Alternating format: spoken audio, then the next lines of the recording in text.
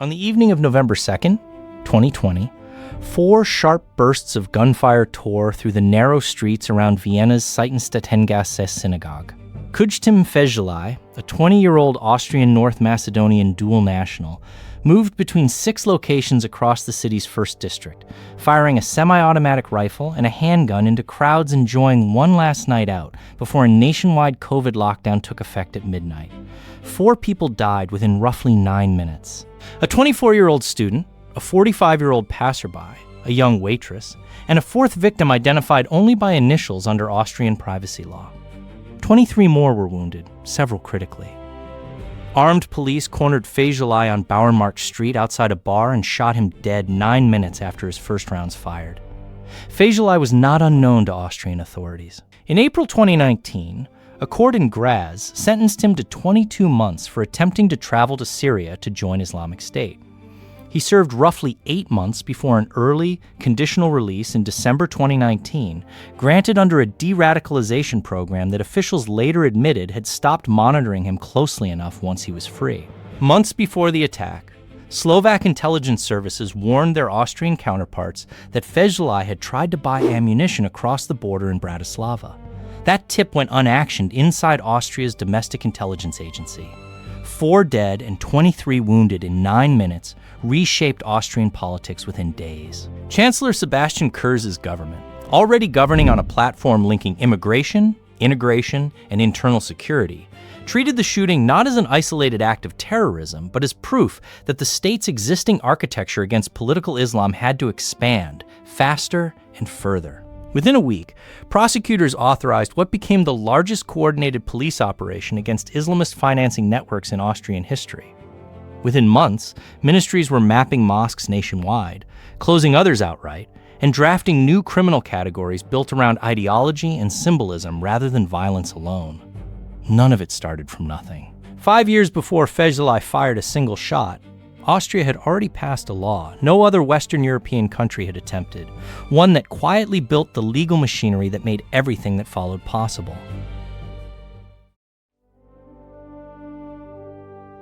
In February 2015, 5 years before a single shot was fired on Stigmatization, Austria's parliament passed the Islamgesetz, the Islam law, by a vote that redrew the legal boundary between the state and Muslim religious life. Then Integration Minister Sebastian Kurz, then 28 years old and already building the political brand that would carry him to the chancellery, championed the bill as an update to a law dating back to 1912, when the Habsburg monarchy first recognized Islam to manage newly annexed Bosnian Muslim soldiers. The new version went further than any comparable law in Western Europe. It banned foreign governments and foreign organizations from financing mosques, imam salaries, or Islamic associations operating on Austrian soil, cutting off funding streams that had flowed for decades from Turkey, Saudi Arabia, and Gulf donors. It required the Islamic Community of Austria, IGG, to submit a single, state-approved German translation of the Quran and other core texts, a provision critics called an unprecedented intrusion into religious doctrine itself. It also barred foreign-trained imams from leading prayers unless licensed under new domestic standards. The IGG, representing what was then roughly 600,000 Muslims, largely accepted the deal, recognition and legal standing in exchange for financial independence from abroad. Turkey's government, by contrast, called the law discriminatory and a violation of religious freedom, since AHIB, the Turkish-Austrian Islamic Union, drew imams and funding directly from Ankara's Diyanet Religious Affairs Directorate. Legal scholars flagged the law for potential conflict with Austria's constitutional guarantee of equal treatment among religions, since no equivalent funding ban applied to the Catholic or Protestant churches, which received no comparable foreign funding scrutiny. The Constitutional Court would eventually strike down a handful of the law's provisions as inconsistent with religious equality, while upholding its core funding ban. But in 2015, headlines focused less on the legal architecture than on the politics, a rising conservative minister redefining what integration meant in law. Nobody in that parliamentary chamber was thinking about Kujtim Fejlai, an unremarkable teenager at the time. Yet the funding ban Kurz signed into force became the exact legal hook prosecutors would reach for 3 years later, when Austria moved from writing rules on paper to shutting mosque doors.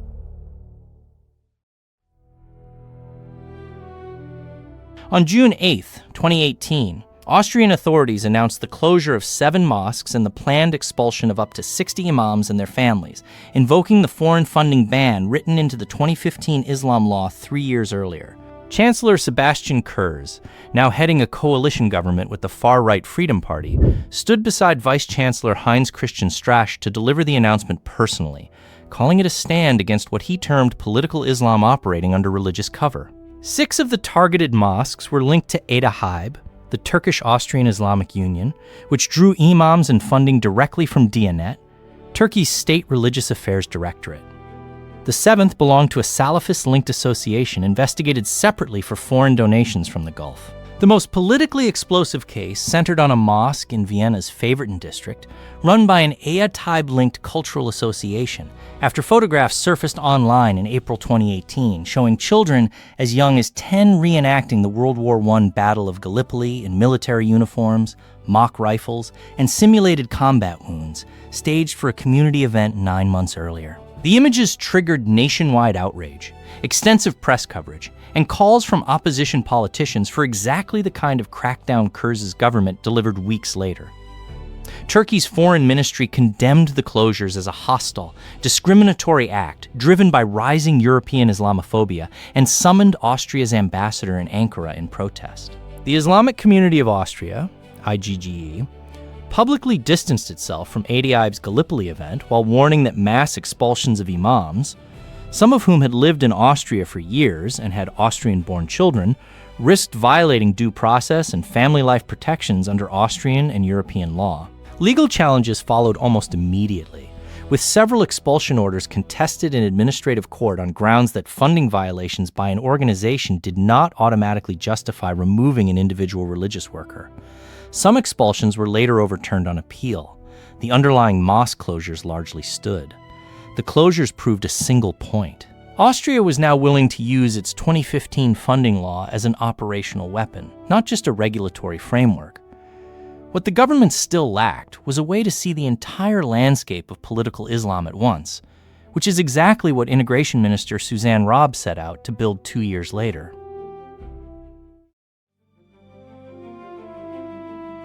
In September 2020, weeks before the Vienna Attack, Integration Minister Suzanne Raab launched the Documentation Center for Political Islam, Austria's first state-funded body dedicated entirely to researching Muslim Brotherhood-linked networks operating inside the country. Backed by an initial budget of roughly €1 million and a small staff of researchers and legal analysts, the center's stated mission was to map organizations, publications, and funding trails connected to political Islam, a term Raab defined broadly as any Islamist ideology seeking to reshape state and society rather than remain confined to private worship. The center positioned itself as academic and evidence-based, publishing reports on Muslim Brotherhood offshoots, Milli Gerouch-linked associations, and networks it argued used social and cultural organizations as fronts for long-term political influence. Raab framed the project as filling a gap. Unlike jihadist violence, which security services already tracked, the slow, legal accumulation of institutional influence had no dedicated watchdog. The center quickly built an advisory board of academics meant to lend it scholarly credibility. That credibility cracked within months. Several advisory scholars, including researchers with backgrounds in Islamic studies and political science, re-signed publicly in 2021, arguing that the center never produced a workable, legally precise definition separating political Islam from ordinary religious practice or lawful political organizing by Muslims. Critics inside and outside the center warned that without that boundary, the project risked treating conservative piety, headscarves, halal certification networks, or simple mosque attendance as data points in an ideological threat map. The Islamic Community of Austria, representing roughly 700,000 Muslims, called the entire framework unfalsifiable, an institution empowered to identify a threat it had never rigorously defined. Supporters countered that Belgium, France, and Germany's own domestic intelligence services already tracked Muslim Brotherhood networks quietly, and that Austria was simply the first to do it in public, funded by taxpayers, and subject to scrutiny. That argument would soon face its first real test, not through another report or advisory board, but through a single interactive map the ministry published the following spring, naming names, addresses, and organizations for the entire country to see. On May 21st, 2021, Suzanne Raab's ministry published the Islam Landkarte, the Islam Map, an interactive online tool built by the Documentation Center for Political Islam that plotted more than 620 mosques, associations, kindergartens, and religious organizations across Austria, alongside the names of individual imams, board members, and functionaries tied to each entry. Users could zoom into any city district, click a marker, and see who ran a given prayer space, which umbrella organization it belonged to, and which broader network the ministry believed it connected to, including AHIB, Milli Gurish, and Muslim Brotherhood-linked bodies. The ministry described it as a transparency tool, a public research resource built from years of the center's mapping work and meant to let citizens, journalists, and researchers see the structure of organized Islam in Austria at a glance. The reaction was immediate and furious. The Islamic Community of Austria, IGGA, called the map a public denunciation tool, not research, warning that naming private individuals by name and photograph, some of them imams with no criminal record or documented extremist ties, exposed them to harassment, threats, and potential violence. Within days, several named imams reported receiving abusive messages and threats. One Vienna mosque reported a spike in hate mail addressed directly to a functionary named on the map. Legal scholars noted that Austria's own data protection framework required a clear public interest justification before publishing identifiable personal data about private citizens, and that the map appeared to name ordinary community volunteers alongside actual subjects of criminal investigation, with no visible distinction between the two categories. Opposition lawmakers from the Greens, then Kurz's coalition partner, publicly distanced themselves from the map's design, saying they had not been consulted on the decision to include individual names. Raab defended the project, arguing Austrians deserve to know who ran organizations receiving no foreign funding disclosure. But the backlash outlasted the launch week, and within months the map's legality, not its usefulness, became the central question, headed toward a courtroom that would decide whether Austria's transparency tool had crossed a constitutional line. By December 2021, the Islam Landkarte had been live for 7 months, and the backlash had hardened into a legal challenge. Individual imams and mosque functionaries, their names and photographs published without consent, took their case to Austria's constitutional court, arguing the map violated their fundamental right to data protection under Austrian and EU law. The court agreed. In a ruling handed down that December, the judges found that publishing the identities of named religious officials without evidence tying each individual to wrongdoing crossed a constitutional line. It was not enough, the court said, for the state to gesture at a category called political Islam. It had to justify singling out specific people by name. The government's response was narrow. Integration Minister Suzanne Raab's ministry stripped the personal names and photographs from the online map within weeks of the ruling. But the underlying architecture stayed intact.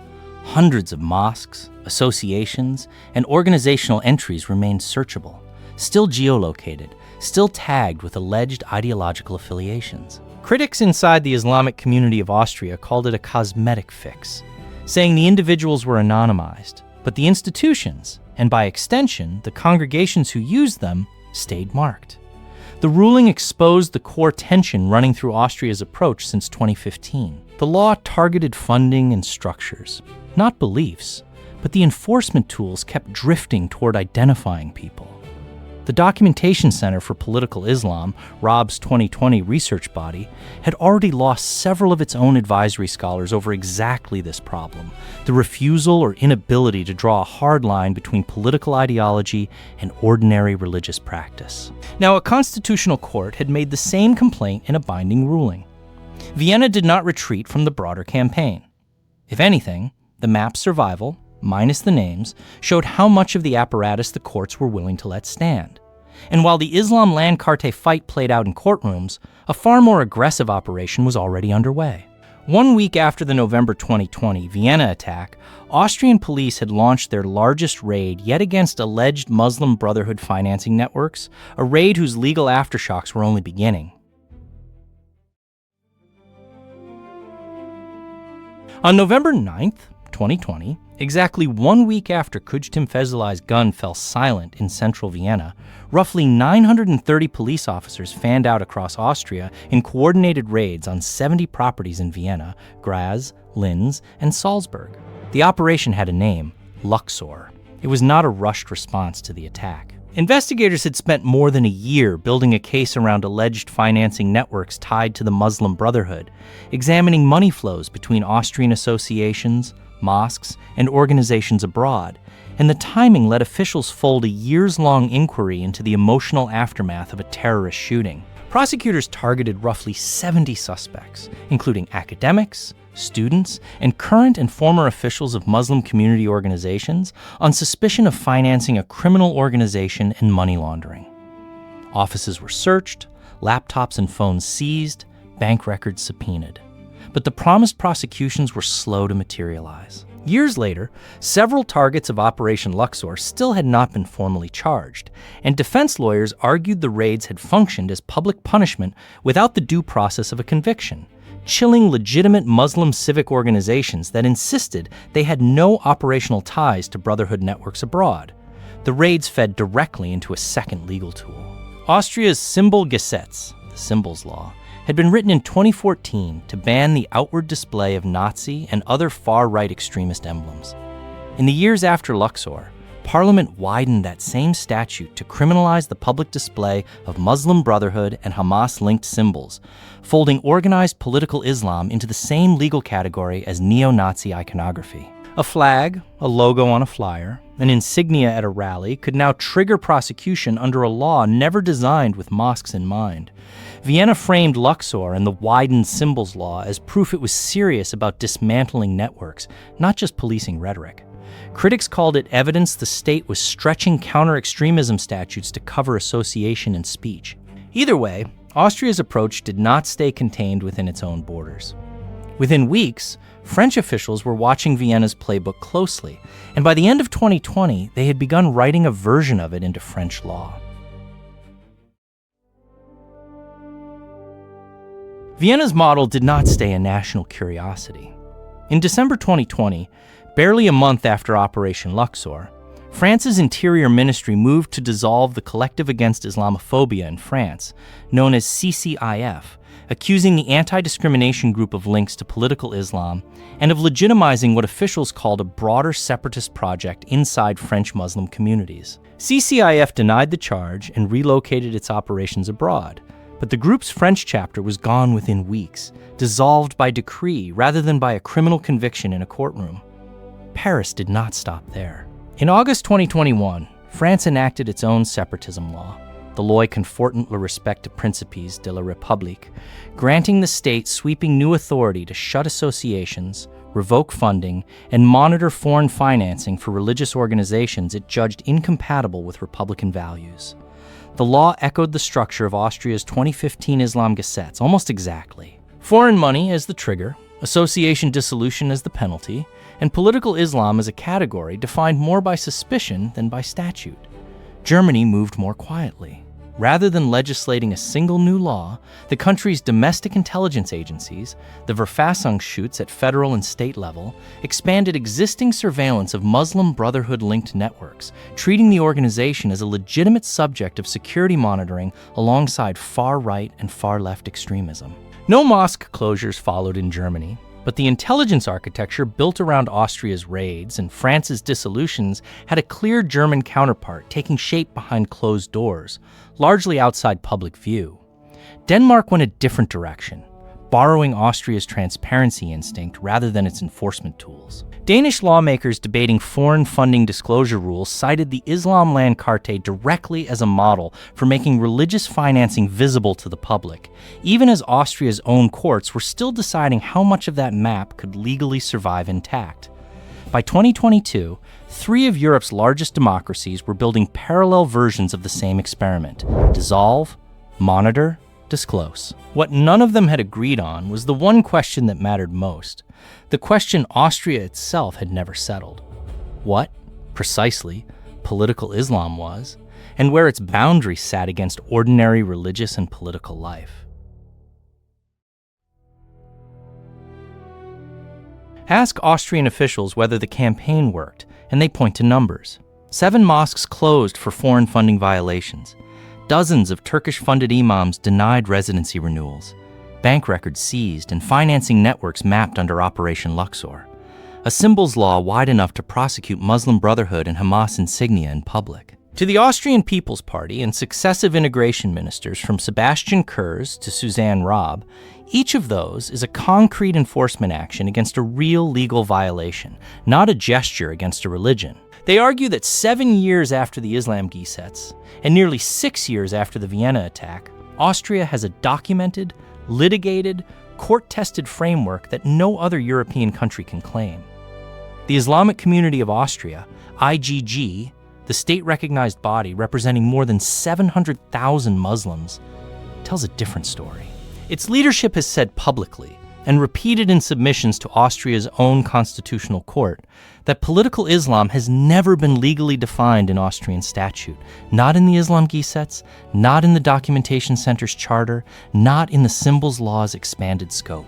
Without a fixed definition, the community argues prosecutors, ministries, and mapping projects have been free to draw the boundary case by case, mosque by mosque, association by association, sweeping in lawful worship and legitimate civic organizing alongside genuine security threats. Advisory scholars who quit the Documentation Center made nearly the identical complaint from inside the government's own research apparatus. Both claims are now on export. France borrowed the dissolution power. Germany borrowed the surveillance target. Denmark borrowed the mapping instinct. Each government insists it is importing a tool tested and refined by Austrian courts, prosecutors, and years of casework. Each faces domestic critics insisting it is importing a vague, elastic category that could just as easily be turned against any organized religious or political minority a future government decides to target. Nearly 6 years after the Islamgesetz, and 6 after Kujtim Fezullah walked into central Vienna with a rifle, Europe has not resolved the argument Austria started. It has only spread it, mosque by mosque, statute by statute, across a continent still deciding the answer to one question: Security Tool ORA Dangris Blueprint.